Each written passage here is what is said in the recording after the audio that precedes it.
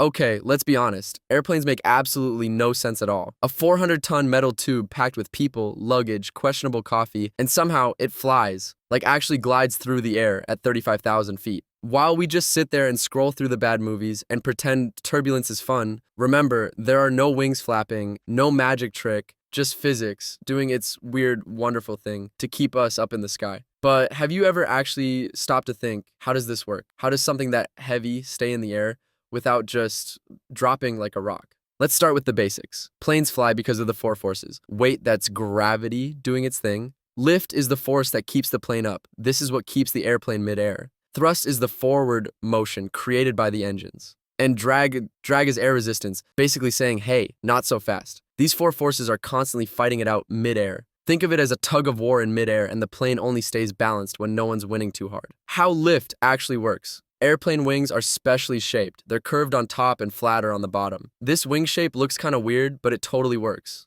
It's called an airfoil. When the plane moves forward, air flows over and under the wings. But because of the curve, air on top has to travel a longer distance, and it ends up moving faster than the air underneath. According to a thing called Bernoulli's principle, faster air means lower pressure. So now we've got high pressure under the wing and low pressure above it.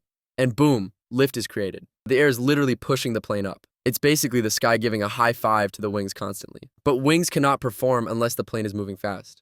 Really fast. And that's where the engines come in. They're not just there to make noise, okay? They're the muscle giving it a kick to move forward. So, the jet engines suck in air, mix it with fuel, light it on fire, and shoot it out the back. That thrust pushes the plane forward fast enough for the wings to generate lift. Basically, the engines are the cheerleaders pushing the plane forward so the wings can work their magic. Okay, now let's talk about turbulence. The reason you grip the armrest a bit tighter and question all your life decisions. Turbulence is nothing but just bumpy air. Changes in wind speed, jet streams, storms, or even air over mountains can cause it. When the seatbelt dings, don't freak out. Think of it as potholes. But, in the sky. Invisible and totally uncomfortable potholes. Here's a fun fact that might ease your mind if the engine completely fails as it stops working totally.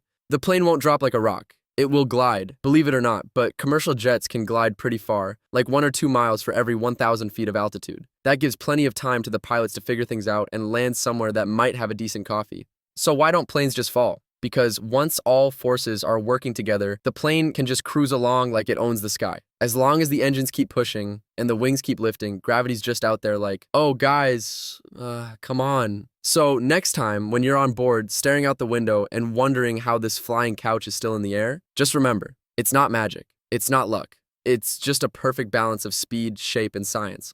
But now you get it. This is how planes stay in the sky.